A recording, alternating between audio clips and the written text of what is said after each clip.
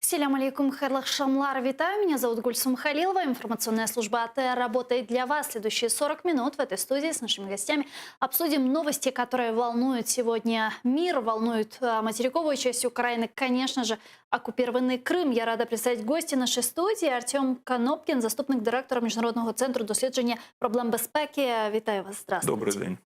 Давайте начнем нашу беседу со следующего информационного сообщения. Послы стран Европейского Союза согласовали введение санкций против России за строительство Керченского моста. Ограничения будут официально оформлены на этой неделе. Об этом сообщил журналист Рикард Йозвик. Вот что он сказал. Посли ЄС схвалили санкції проти 2 осіб і 4 компаній, відповідальних за будівництво Керченського мосту. Если взять в целом украинский кейс, санкции за Украину, насколько они эффективны и когда мы сможем увидеть их результат? Ну, результати санкцій можна бачити вже зараз. І тут треба розуміти, що є глобальні санкції, такі як, наприклад, США накладають на Іран або на Венесуелу, а є секторальні санкції, які були накладені на Російську Федерацію і компанії, які працюють в Російській Федерації, в тому числі нафтовидобувні. Наприклад, там російська Роснефть, вона не може здійснити деякі, або завершити деякі проекти, які там на шельфі арктичному, або десь якісь глибоководні в Чорному морі, або в Каспійському морі, без західних компаній. А західні компанії обмежені санкціями. Це зменшує приток, тобто видобуток нафти і приток валюти в російську казну. Зараз от з падінням цін на нафту Росія втратила там кожний третій долар. Тобто 30% бюджетних надходжень, які йдуть від нафтогазового сектору, вони фактично втратили на оцей короткий період. Але санкції... Це сильно ударяє по економіці Росії? Звісно. Тобто, дивіться, десь фонд національного благосостояння їхній десь в районі 150 мільярдів. Тобто експерти кажуть, що якби не було санкцій, то він би був удвічі більший. Тобто було б 300 мільярдів. Це така кубишка на чорний день, яка є в росіян для того, щоб протриматись на плаву оці от кризові моменти і реалізовувати якісь проекти, в тому числі там агресії. Бо ми ж знаємо, що не тільки Україна жертва російської агресії, це там і Лівія, і Сирія, і може бути в принципі будь-яка країна. Тому санкції – це дієвий інструмент. Але треба розуміти, що санкції за нас нашу роботу не зроблять. Тобто, якщо треба воювати, то треба буде воювати. Просто в росіян буде менше грошей на озброєння. Це не значить, що росіяни самі здадуться, складуть лапки, скажуть, забирайте все назад, все, що ми у вас відібрали. Але якщо брати Радянський Союз, то він надірвався. Так само може надірватися Росія. При певних умовах, при правильній санкційній політиці, але ми повинні формувати, допомагати формувати, повинні самі вводити ці санкції. Бо навіть українські санкції, вони болючі для росіян. Тому що, якщо взяти оборонний сектор, там наша Моторсіч, вона досі постачає через фірми прокладки в Боснії запчастини для російського Міноборони. Вони перестануть літати без наших запчастин. Зараз вже вони там не можуть добудувати декілька кораблів, тому що наші двигуни газотурбінні не постачаються, і відповідно росіяни втрачають якісь бойові одиниці флоту, або вони стають менш ефективними. Те саме там стосується дуже великої номенклатури ракетного озброєння, ракетної техніки космічної і інших питань. Але ми якось доволі так в'яло з цим працюємо. Тут дуже багато активів, наближених до російської влади у нас, в тому числі в енергетичному секторі.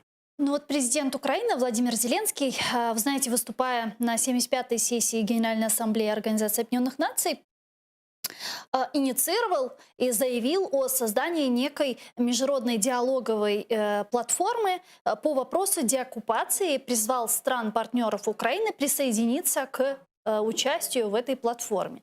Давайте вспомним, что он тогда сказал, и обсудим эту платформу.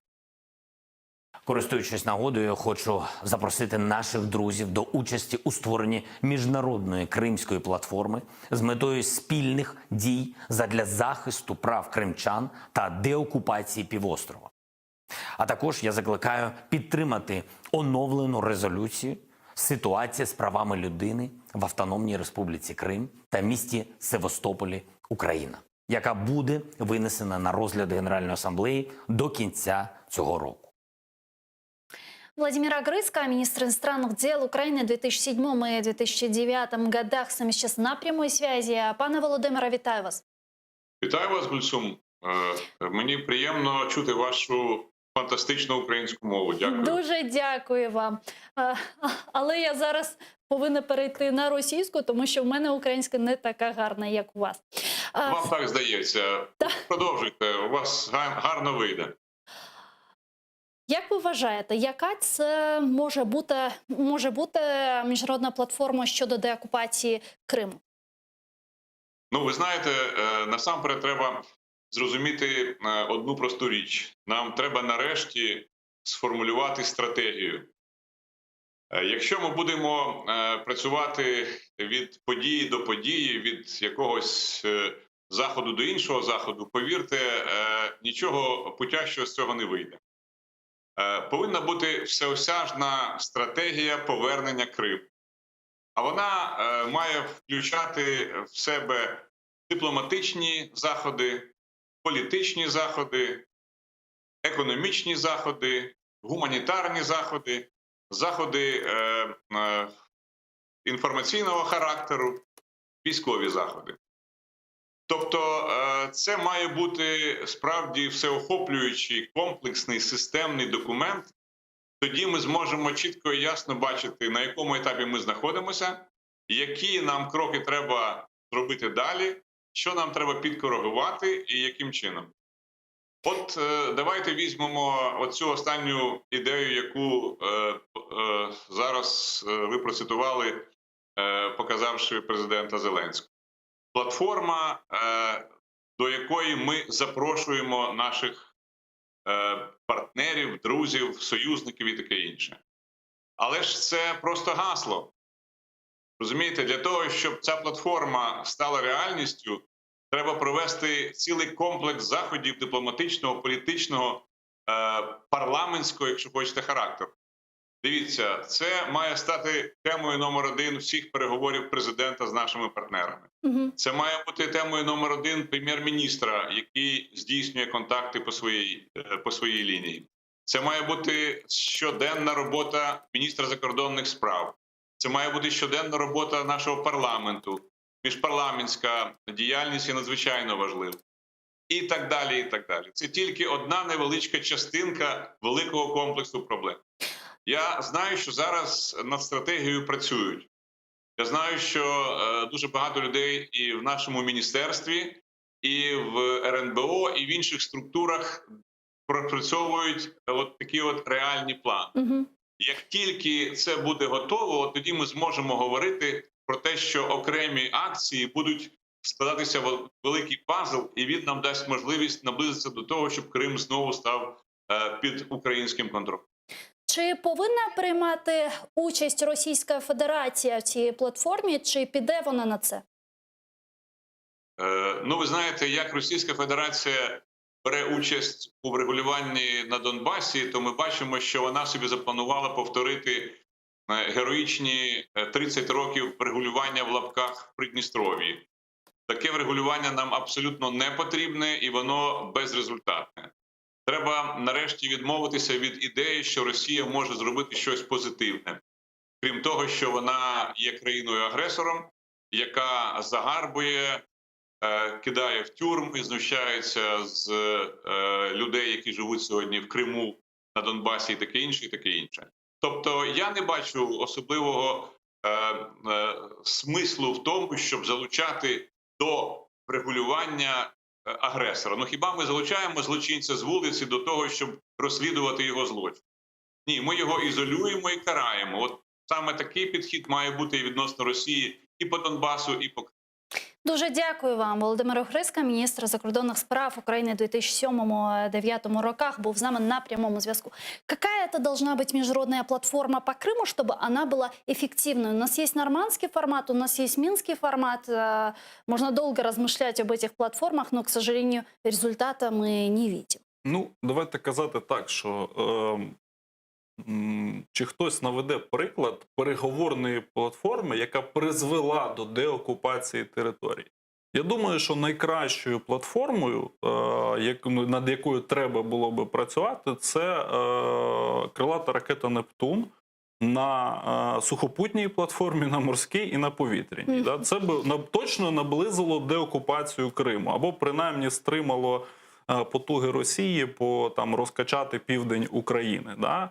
Найкращою платформою для звільнення Криму буде нарощення бойового потенціалу Збройних сил України. Якщо ж говорити про дипломатичні заходи, то я тут повністю згодний з паном Огриском, що це має бути, умовно кажучи, якщо це наші партнери по Північно-Атлантичному альянсу, да, це має бути посилення присутності Північно-Атлантичного альянсу в Чорному морі, що вже відбувається. Да, ми це бачили по останнім навчанням.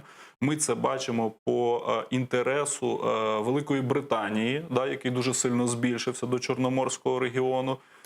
Ми це бачимо по переозброєнні Болгарії і Румунії. Да, тобто це мають бути зусилля по збільшенню, да, по концентрації контингентів НАТО і взагалі посиленню присутності в НАТО в Чорноморському басейні.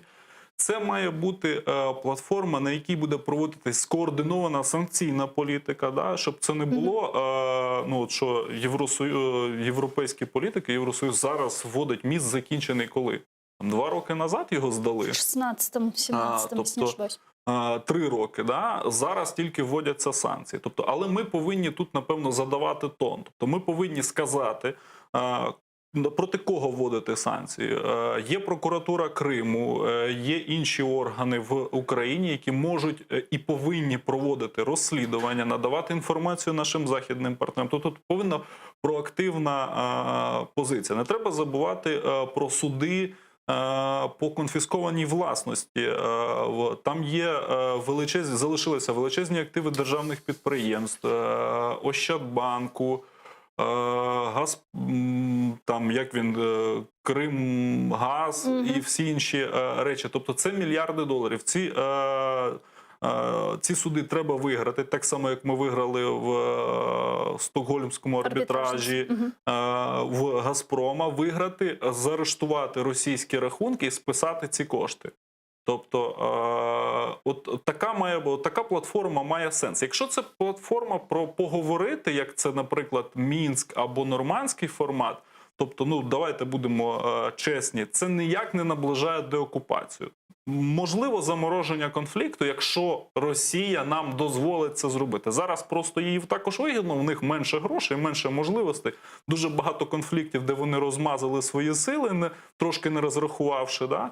Відповідно, зараз замороження в їхніх інтересах. Коли буде потрібно, ми бачили це в Грузії, да? Тобто вони дуже швидко розморожують конфлікти, завдають удару. Це для них не проблема. Да? Тобто зараз просто вони трошки зайняті, в них впали надходження від нафтогазового сектору, який основа їхньої економіки. Тому вони пішли на такі поступки. Да? Але якщо чесно казати, мінський формат допоміг в регулюванні Нагірно-Карабахської проблеми. 26 років вони, з 92-го вони засідають, тобто 28 років. З 94-го встановлений такий більш-менш прийнятний мир, да? В 2016-му загострення, от зараз в липні 2020-го, і зараз уже повноцінна війна. Вы сказали, нужно наращивать наш военно-оборонный сектор, ВВС, да, ВМС и так далее. Как вы считаете, вот эта последняя ситуация, последняя катастрофа с АН-26, может ли повлиять на модернизацию наших ВВС? Змінити як-то ситуацію? По-перше, це жахлива трагедія. Тобто ми розуміємо, що загинула еліта військово-повітряних сил, Збройних сил України, взагалі українська військова еліта. І ну, тут я не експерт з авіації, але ну, і всі інші розуміють, що рано чи пізно нам ну, доведеться серйозно зайнятися модернізацією цих зразків. В принципі, використання техніки там 40-річної або 50-річної – це норма. Ті ж Б-52, які от зараз літали над Україною, також десь приблизно виробництво тих часів. Але тут питання в контролі якості, в проведенні планових і ну, взагалі глобальних ремонтів, да, і в оновленні цього парку, а відповідно в наших спроможностях. Тобто, якщо ми зараз кажемо, що в нас ну, ми якийсь певний час їхали на старих радянських зразках і на старій радянській авіаційній промисловості, зараз треба собі чесно сказати, можемо ми виробляти хоча б військово-транспортні літаки? От зараз у нас є контракт з Перу, да, на постачання, зараз там зібраний, здається, один планер, да, Ан-178, якщо я не помиляюсь. І якщо все пройде нормально, то там ще опціон на 5 літаків, тобто загалом 6. Якщо цей контракт з Перу буде вдалим, то в нас є в Азербайджану, є в Туреччині бажання купувати наші літаки, і, відповідно, це могло би дати кошти на якесь певне оновлення. Давайте включим сейчас эксперта по вопросам безопасности Сергея Шабовту. Он с нами сейчас на прямой связи. Пане Сергею, вітаю вас. Добрый вечер. Скажите, украинских курсантов учат летать на рухляді? Ну, українських курсантів вчать літати на тому, що є сьогодні на озброєнні у нашої авіації. Ну, я маю на увазі на тому, що є для навчання. Звичайно, це дуже старі літаки, кожному з них більше 40 років. У цьому літаку, що попав в авіакатастрофу, більше 43 років. Звичайно, це достатньо великий вік для літаків, хоча їх нальоти, вони постійно, і потолок, їх чеки так звані, наращуються шляхом певних там ремонтних робіт, регламентних робіт. Але ми розуміємо, це все відносно. Техніка більше ніж за 4 десятки років старіша. Але мені сподобались взагалі от слова спікера, який зараз рядом з вами, він абсолютно тверезо говорить, а чи є у нас на це кошти? Чесно кажучи, при тому стані економіки, в якому сьогодні існує Україна, у нас практично немає грошей на утримання сучасних саме повітряних військ. Просто немає. Наш бюджет і наші статки на сьогоднішній день, вони не співмірні тим, що треба, щоб мати першокласних пілотів, щоб мати техніку, а все це передбачає і неймовірну інфраструктуру. Крім самих аеродромів, сучасних полос, які там мають бути, це і склади, це технічне обслуговування, і швидкі, якісні ремонти, і регламентні роботи. Цього в Україні, на жаль, не існує. І не існує не сьогодні, і не вчора. Це процес, який тягнувся вже кілька десятиріч. І я завжди кажу, що мені соромно, що за всі ці роки в Україні не було професійного, але такого, знаєте, порядного міністра Збройних сил, який вийшов був перед парламентом, перед президентом і чесно сказав: дорогі мої, у нас на це немає грошей, давайте от так програму збудуємо. Тобто тої перебудови Збройних сил, яка мала почати вже більше 15-20 років тому назад, коли нам досталась неймовірна купа металобрухту від Радянського Союзу, цього рішення не пролунало, і навіть ніхто не набрався сміливості так поставити питання. Тому ми сьогодні добуваємо те, що у нас є. Це відповідь на ваше питання. Как вы считаете, стоит ли рассчитывать на прозрачное расследование, учитывая, что, я так понимаю, в данном расследовании будет задействовано очень много чинов? Ну, по-перше, я дуже хочу, щоб наші глядачі зрозуміли, що такі висновки фахові, вони будуть зроблені остаточні, деталізовані лише через кілька років. А перші якісь бачення, відгуки, ми їх вже побачили. Навіть ДБР зразу, як головну версію, це порушення правил там польотів, ну, вона визначили якусь статтю, яка нібито вбирає в себе все. І я дуже боюсь, що саме політична заангажованість, вона буде впливати на відносну швидкість. Тобто кілька чергових винуватців знайдуть, почнуться якісь перестановки. Ну, до речі, і так ідуть зараз. Саме в галузі авіаційній, починаючи із підприємства «Антонов», закінчуючись департаментом, все там постійно йде кадрова мішаніна. І, до речі, вся ця суміш, вона не підвищує якість фахівців, тому що у нас взагалі фахівців в галузі авіації з годами тільки менше. Дуже дякую вам, Сергій Шабов, експерт з питань безпеки, був з нами на прямому зв'язку. Ну а я предлагаю перейти к следующей теме – Нагорный Карабах. Обострение в южной части Кавказа. Вчера вспыхнули бои за Нагорный Карабах между вооруженными силами Азербайджана и Армении. Стороны взаимно обмениваются обвинениями. Армения при этом объявила о военном положении и всеобщей мобилизации. Азербайджан ввел комендантский час и частичную мобилизацию в некоторых районах страны. Обе стороны обратились в международные инстанции. Армения в Европейский суд по правам человека, а вот Азербайджан в Совет безопасности Организации Объединенных Наций. Обе стороны заявляют о том, что нанесли тяжелые потери противнику. Напомню, в середине июля на границе Азербайджана и Армении произошло обострение ситуации, в результате которого обе стороны понесли потери, в частности, среди высшего военного руководства. Президент Турции Реджеп Таyyip Эрдоган сегодня заявил, что Армения должна уйти из Нагорного Карабаха, и пришло время покончить с оккупацией этой территории. Давайте его послушаем. Dağlık Karabağ'ın işgaliyle başlayan Прийшов час покінчити з окупацією Вірменії, час платити за рахунками. Негайне звільнення Вірменією окупованих земель Азербайджану відкриє шлях для встановлення миру і стабільності в регіоні. barışa ve huzura kavuşacaktır. Министерство иностранных дел Украины выступило с заявлением, в котором призвало обе стороны вернуться к диалогу. Сообщается в пресс-службе нашего ведомства. Предлагаю послушать. МЗС України глибоко занепокоєне у зв'язку із загостренням конфлікту між Вірменією та Азербайджаном. Уважно вивчаємо обставини, що призвели до загострення. Закликаємо сторони повернутися до діалогу заради мирного врегулювання конфлікту. Співчуваємо родинам та близьким загиблих.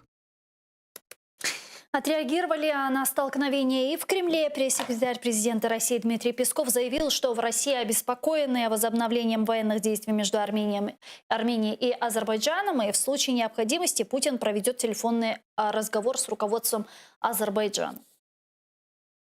Вчора, на жаль, день був затьмарений надзвичайним загостренням ситуації на лінії зіткнення в зоні Нагірного Карабаху. Це, звичайно ж, є причиною серйозного занепокоєння. Вважаємо, що бойові дії повинні бути припинені і конфлікт повинен перейти в політико-дипломатичне русло.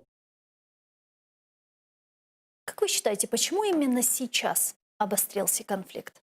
Ну, якщо чесно, то я от 27-го почалися бої, 26-го мені товариш написав, що ну, там перекидаються так звані бойовики Сирійської національної армії турками в...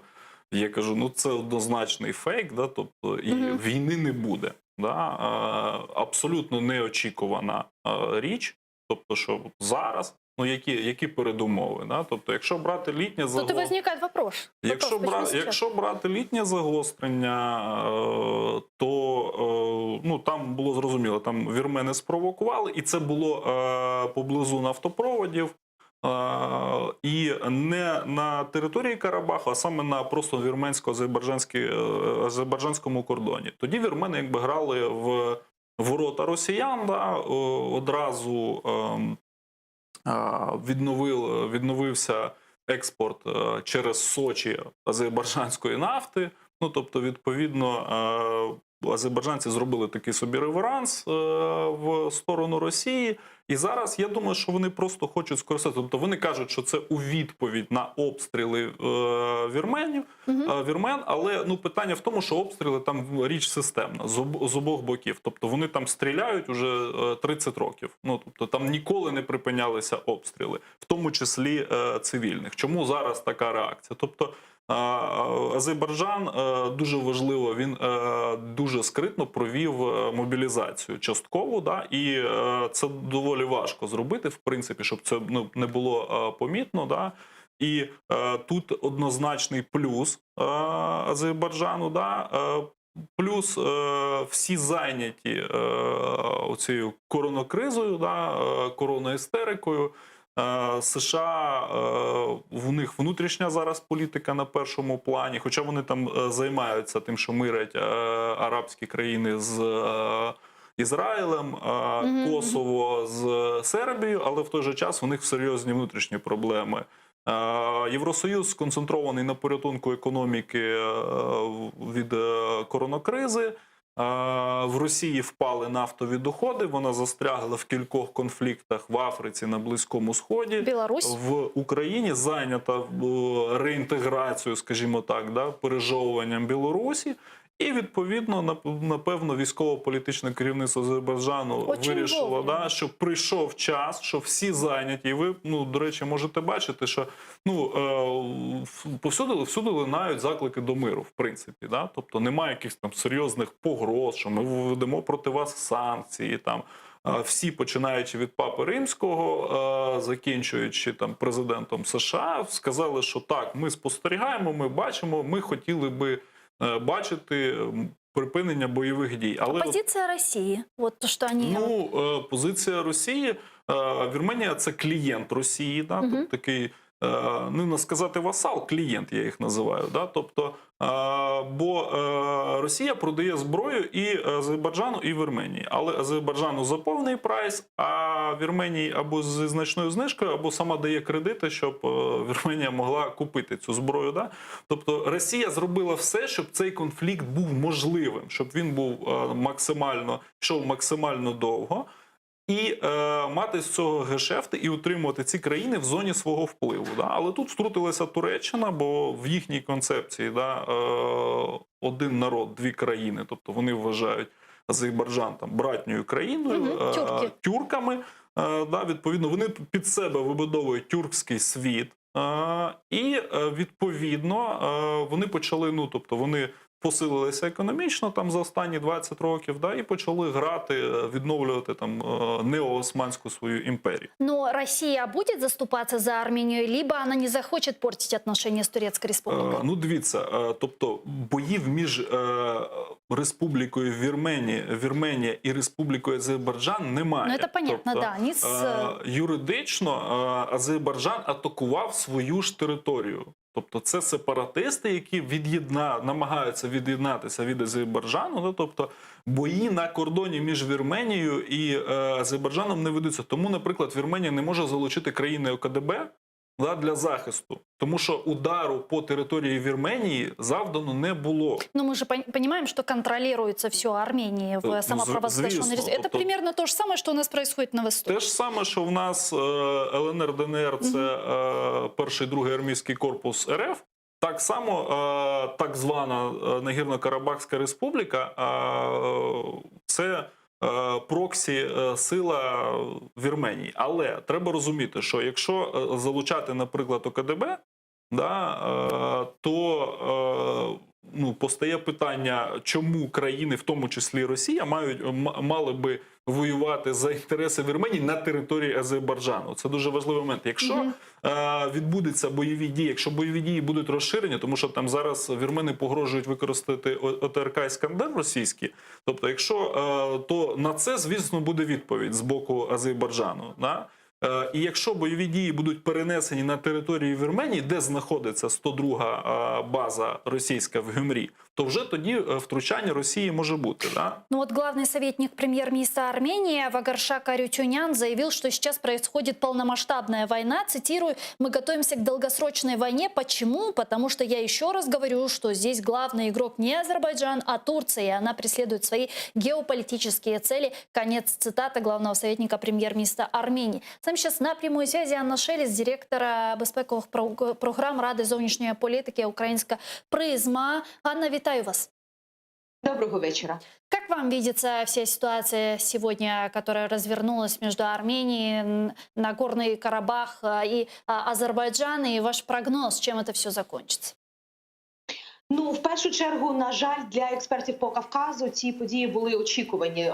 Було лише питання часу, тому що в останні роки відбувалася дуже значна мілітаризація не тільки збройних сил обох країн, а і мілітаризація суспільства. Якщо ми порівняємо, як азербайджанське і вірменське суспільство ставилися один до одного навіть 10 років тому і зараз, то ми бачимо дуже жорсткі зміни, і тепер це сприйняття лише як ворога, причому не просто супротивника, а дуже жорсткого ворога з обох сторін. І накал страстей був в суспільстві і в одному, і в іншому настільки, що розпочатися війна могла в будь-який момент з будь-якої провокації. І от якщо липень скоріше сприймали як таку провокацію, яка могла перерости, але не переросла, то звичайно події, які сьогодні, вони якби наклали декілька факторів. Цю мілітаризацію суспільства, ті проблеми економічні, енергетичні, суспільні, які пов'язані з ковід в обох країнах, і це бажання маленької перемоги як в лідера Вірменії, так і в лідера Азербайджана. Тобто, коли вони готові якби маніпулювати тими настроями, які були в суспільствах обох країн. Якщо ж ми говоримо про майбутнє, то тут буде дуже багато залежати від наступних декількох днів і наскільки посередники в цій ситуації звернуть увагу на Вірменію та Азербайджан і зможуть чи не зможуть певним чином зупинити хоча б гарячу стадію цього загострення. Зрозуміло, що Туреччина ніколи не виступала би тут посередником, і я б ні в якому разі не погодилася з заявою, яку ви тільки що процитували, що це саме турецька війна, в Туреччині власний конфлікт з Вірменією, вони лише в даному випадку допомагають. Але от від позиції Російської Федерації, від позиції Франції, Сполучених Штатів, тобто ті три країни, які на сьогодні є офіційними посередниками, членами Мінської групи, може достатньо багато залежати. Хоча, скоріш за все, закінчиться невеликими перемогами, кожна сторона проголосить власну перемогу в цьому зіткненні, і в найкращому випадку погодяться на черговий раунд переговорів. Дуже дякую вам. Ганна Шелест, директорка безпекових програм Ради зовнішньої політики «Українська призма», була з нами на прямому зв'язку. Какие мы выводы должны для себя сделать, вот смотря на ситуацию на Горном Карабахе по Криму? Ну, дивіться, да, тобто ми можемо перший висновок, що переговорні платформи не приводять до стійкого миру. Да? Тобто можна закривати очі, можна скільки завгодно повторювати мантру про мирне вирішення питання. Я про це вже казав, що всі будуть заявляти про дипломатичні, там, переговорні якісь моменти, але це не призводить до вирішення глобального. Тобто Туреччина досі окуповує Північний Кіпр, да? Тобто це вже 50 там років майже. Вірменія досі утримує Нагірний Карабах. Росія досі утримує окупований Крим і Донбас. Ізраїль досі утримує сирійські, голландські висоти. Китай досі утримує індійські території і зараз включив їх, анексував їх, включив їх до складу Китаю. Курили. Відповідно, ми можемо говорити, що так, переговори можуть відбуватися, вони повинні відбуватися, але не треба обманювати себе. Тобто це не призведе до деокупації. Жодного разу ще переговори не призвели до деокупації. Так, це може бути якийсь майданчик для тиску, може бути майданчик для обміну якимось там думками. Це може бути майданчик, який ми можемо використовувати для того, щоб показати, ну дивіться, вони не договороспособні. Да? Тобто вірмени з азербайджанцями регулярно зустрічаються в Мінську, ведуть переговори, в тому числі з залученням ОБСЄ, там та сама Мінська група. Це ні на міліметр не наблизило їх до миру. Ну, тому що там немає простору для компромісів. Тобто Азербайджан втратив 20% своєї території. Ну, вибачте, як вони мають себе поводити? Тобто, чи можемо ми засуджувати Азербайджан? Да?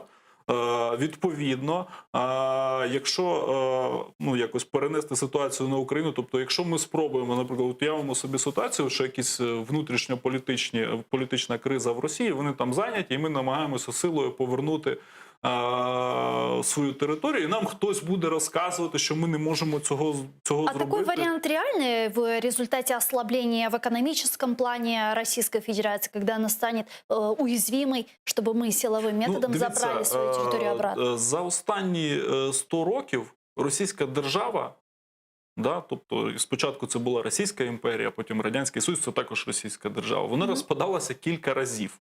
Розпадалася, потім збиралася. Да? Відповідно, весь цей час від неї відпадали національні окраїни. Да?